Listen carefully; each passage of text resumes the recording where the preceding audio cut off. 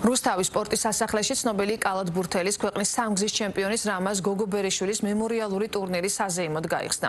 შეჯიბრების პირველი მატჩის დაწყებამდე სპორტის საგანმანათლებლო მუზეუმში მემორიალის გახსნისადმი მიძღვნილი ღონისძიება გაიმართა. დამსწრე საზოგადოებას შესაძლებლობა ჰქონდა დაეთვალიერებინა რუსთაველი კალათბურთელის სპორტული კარიერის ამსახველი ფოტოარქივი და ეხილა სპეციალურად მომზადებული ვიდეორგოლი.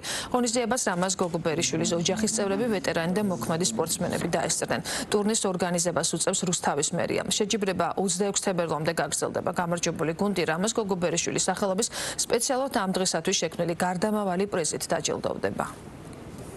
რუსთავში სპორტი ქალაქის განუყოფელ ნაწილად ვაქციეთ უკვე. დღევანდელი დღე კარგი მაგალითია იმის, რომ ვაფასებთ ყველა იმ ადამიანს, ვინც წლების განმავლობაში ჩვენს ქალაქს ძალიან დიდი სახელი მოუტანა და დღესაც არის მაგალითი მომავალი თაობისთვის, როგორი უნდა იყოს ძლიერი სპორტსმენი, შეაყვარო ქალაქს თავი და ასახელო არა მარტო ქალაქი, არამედ მთელი ქვეყანა, რამაზი სწორედ ესეთი ადამიანი იყო. მე ამაყი ვარ იმით, რომ ჩვენ განსხვავებულ კალათბურთს თამაშობდით საერთოდ ჩვენი სტილი გქონდა და აი ამ სტილის სული შემდგმელი და შემსრულებელი ყველაფერს იყო რამაზ გოგობერიშვილი პირველ რიგში.